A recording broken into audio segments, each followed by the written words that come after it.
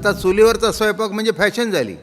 Board असतात आमच्याकडे चुलीवरचं काय तळलेलं वांगं मिळेल, चुलीवरची भाकरी, नाही का. आता पूर्वीच्या बायका चुलीवर स्वयंपाक करायचं इतकं काही सोपं आहे का ते? काय आता मला काही कळे ना. म्हणजे चुलीला महत्त्व झालं, गॅस संपला कालमानानुसार. म्हणजे जे एका काळी विशेष काही नव्हतं, चुलीवर स्वयंपाक करणं म्हणजे सहज स्वभाव होतं. त्या मातीच्या चुली, त्याच्यावर ते ठेवायचं, मग लाकडं घालायची. ते सुद्धा कसं बाय यांना आत्ताच्या मुलीनं चूल पेटवायला लावा, येणार नाही चूल पेटवता. ती सुद्धा लहान काड्या घालून आणि फुंकणीने हसून हू हू ती एकदमच फुकत होती. म्हणजे फुकलं की ती विजूनच जात होतं. मग कसं फुकायचं? हळूहळू हू हू हू. मग हळूहळू अग्नी पेटता पेटता पेटता पेटता पेटता एकदा पेटला की नुसतं आता पुढे राखूड सरकवायचं. बरोबर आहे ना. पण ते लाकडं आणा. पूर्वीच्या काळी कुठे गडी माणसं होती? मग पुरुषांनी घ्यावं, बायकांनी रानात जायचं, त्या मोळ्या आणायच्या आणि त्या पेटवायच्या, बारीक करायच्या. आता काय नाही.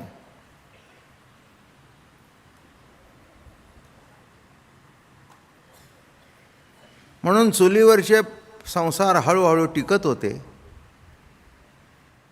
सध्या सगळेच गॅसवर आहेत. किती दिवस लग्न टिकेल, किती दिवस पुरून उरेल सांगता येत नाही. सगळे गॅसवरच असतात. आलं का लक्षात? म्हणून चुलीवरचा स्वयंपाकाला महत्त्व आलं बरं का. तिथल्या कुठचंही तुम्ही येताना बघा, आता मी सातारा रोडने येतो, अरे बापरे बापरे बापरे असं लिस्ट लावलेलं असतं. काय मी काहीतरी म्हणतो, जात तर कधीच नाही, चला रे जरा चुलीवरचं खाऊन येऊ. आम्हाला काही अप्रूप नाहीच याच्यात. आला का? काय त्याच्यात विशेष काय अप्रूप आहे? वारीच्या रस्त्याने चुलीवरचे स्वयंपाक असतात तर चालूच राहतं.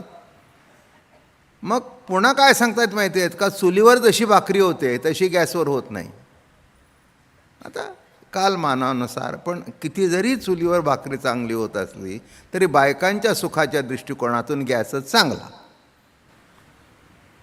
त्यांना ते चूल पेटवण्याचा त्रास नको, ती भानगड नको. एक गॅसचं सिलेंडर 700 रुपयाचं आणलं की महिनाभर चालतं, पुन्हा भानगड नाही. बरोबर आहे ना. कालमानानुसार बदल झाला ना. आमच्या लहानपणी ते नॉनस्टिक काहीच नव्हतं. तेल घालायचं म्हणजे चिकटायचं नाही. आता तेल ज्यांना खायचं नाही त्याला तेल न घालता सुद्धा न चिकटणारी पोळी, न चिकटणारं थालीपीठ होतं. नॉनस्टिक. काय त्याला ते काळे एक लावलेलं असतं, तेही पोटात जातं बरं का अशोकराव. आमच्या एका माणसात धुवायला सांगितलं, त्याला वाटलं हे काळंच पुट चढले म्हणून त्याने तेच खरडून काढलं. मी म्हटलं काय केलं? म्हणलं ते इतकं खराब झालं आहे, काळं पुट चढलं आहे. धन्यवाद म्हटलं, आता जा आईसाहेबाकडे काय होतं आहे ते बघ. हो, पूर्वीच्या काळी तो तवा तापला आणि खरडला की खरडून जायचं. तसं त्याला वाटलं काहीतरी ठीक आहे. कशाकरता सांगतोय? आपलं हसत खेळत. कालमानानुसार हे सगळे बदल होतात आणि आपण ते मान्य करतो. कालमानानुसार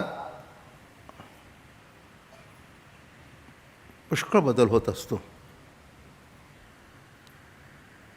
माणसाच्या वागण्यात, बोलण्यात, कपडे लत्त्यात, खाण्यात पिण्यात, राहणीमानात, घरबांधणीमध्ये, रस्त्यात सगळाच बदल होतो.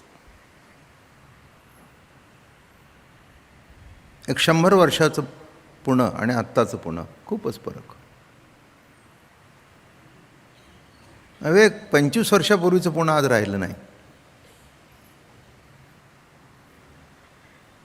पेशवेकालीन महिलांचे कपडे, पुरुषांचे कपडे आणि आजचे कपडे पुष्कळ फरक. 25 वर्षात सुद्धा पुष्कळ फरक झाला.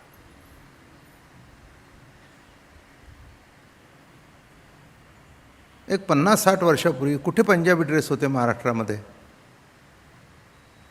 साड्याच होत्या. आता इथून तिथून पंजाबी ड्रेस सुरू झाले. तरुण असू दे, मध्यम वयाची असू दे, वय झालेली असू दे. पूर्वी जर कोणी घातलं असेल तर बाबा किती फॅशन करायला लागले, हे काय वय आहे का पंजाबी ड्रेस घालायचं, मुलीने घालणं बरोबर. पण आता त्याच्याबद्दल काही कालमानानुसार बदल आहे. इलेक्ट्रिक चुलासुद्धा आता गाड्यासुद्धा इलेक्ट्रिकच्या येण्यात आहेत. मान्य करायला पाहिजे. कुठेतरी रस्ता आहे कितीतरी किलोमीटर की त्याच्यावरून चाललं की त्या रस्त्यावरून गाडी आपोआप चार्ज होते. आता हे बघा की तुमच्या पुण्याचे रस्ते वरून गाड्या जायला लागल्या आता. ट्रेन चालू झाल्या. कधी पुणेकरांना वाटलं होतं अशी गाडी येईल. आपला टांगा आणि टांग मारून बसणे काय. पूर्वीची माणसं कशी बसायची ते असं हपिंग करून अशी टांग मारायची. आता काय नाही, आता असं हळूच ते तिरकं करायचं, कारण ते पडेलच नक्की खात्री आहे माझी. त्यालासुद्धा त्या बसण्यालासुद्धा काही काही ते चक्क लेडीज सायकल वापरतात. आता तो काळ संपला. कृतयुगामध्ये शमदमादी साधन होती, यज्ञ याग होते. इतकं काही सोपं नव्हतं. जरा जर चुकलं तर पापच. शब्द उच्चार करताना थोडा जरी अशुद्ध उच्चार झाला तर ते पाप होतं. बरं का, सहज मागे सांगितलं आहे पण आता विषय आला ओघाने म्हणून सांगतो. आता ब्राह्मणामध्ये संध्या करतात.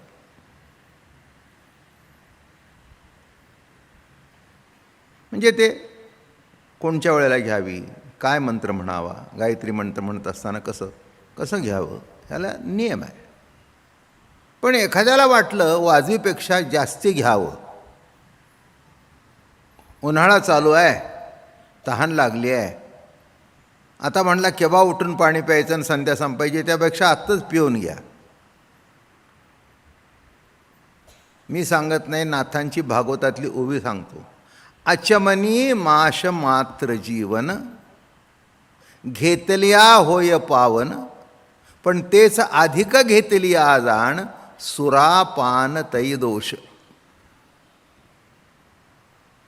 माश मात्र जीवन म्हणजे कळलं का, हे उडदाचा दाणा. पळी किती खोल असावी तर उडीद मावा इतकीच, झाकूही नाही आणि बुडूही नाही असं पळीचं माप असावं. आता एवढा कोण ते माप टाकून उडीद टाकून पळीचं करतोय.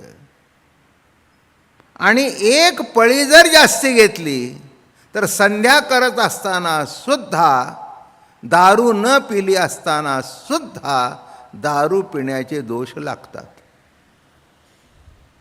किती अवघड आहे बघा. इतकं सोपं नाही.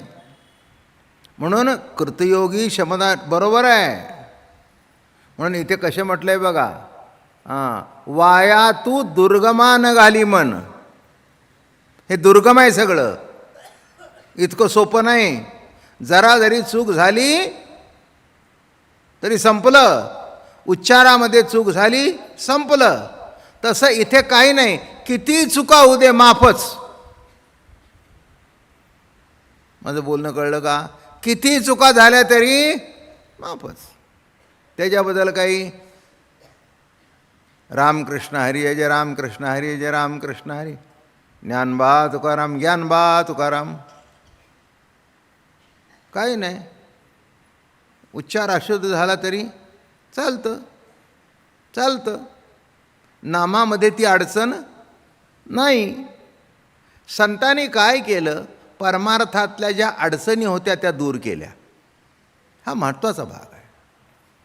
किती काळ पुण्याचा बदलला. प्रत्येक घरात जेवढी माणसं तेवढ्या मोटरसायकल आणि एक गाडी तरी असतेच. काळ बदलला. काय पूर्वी घोडेगाडी म्हणजे फार मोठी. तसं एक शाश्वत आहे. यज्ञ याग जप तप ध्यान धारणा याच्यात पुढे सरकलं. पण वेदाच्या काळात नाम होतं, उपनिषदाच्या काळात नाम होतं, आणि आता कलियुगामध्ये सुद्धा नाम आहे. काय म्हटलं मी? हे वैशिष्ट्य सांगायचं होतं. त्याच्यात कुठेही बदल झालेला हो. बघा, वेद वाचण्याचा अधिकार सगळ्यांना नाही आहे, पण वेदाने सांगितलं आहे हे मला तुकोबारायाच्या वचनातून कळलं. वेद अनंत बोलिला, अर्थ इतुकाची साधिला, विठोबाशी शरण जावे आणि निज निष्ठे नाम गावे. पूर्वीची पुणेरी जेवण म्हणजे काय अशोकराव? बटाट्याची सुकी भाजी, आळूची भाजी, भजी, बुंदीचे लाडू,